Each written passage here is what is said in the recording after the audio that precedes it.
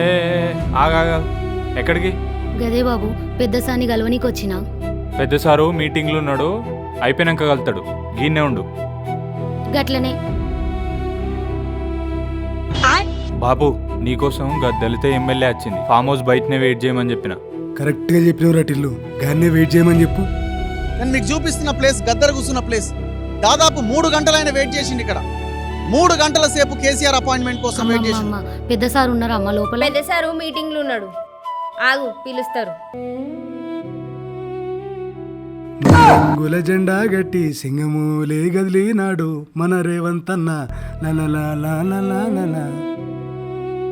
గీ దళితులు అన్నా, ఆయన కాదు ఓ అన్నా, గీ మీద అమ్మాయి కలిసి అమ్మాయి ఓ ఉంచేద్దాం. పిల్ల.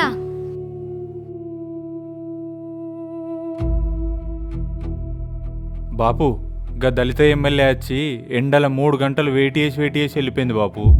నాకు తెలుసు రటిల్లు, నేను సీసీ కెమెరాలు అన్నీ చూస్తున్నా.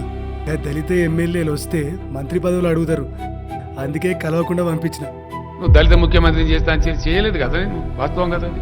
ఓ గందుకేనా బాపు నువ్వు అసెంబ్లీకి కూడా రావట్లేదు? దళిత స్పీకర్ని అయ్యా అయ్యా అనాల్సి వస్తాను రావట్లేదా?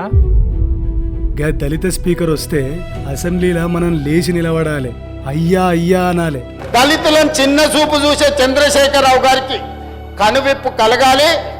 ఆ దళితుడు ముందు చేతులు కట్టుకొని నిలబడాలని తమరిని స్పీకర్ గా కుర్చీలో కూర్చోబెట్టిన అధ్యక్ష. గందుకేరా నేను అసెంబ్లీకి రాంది.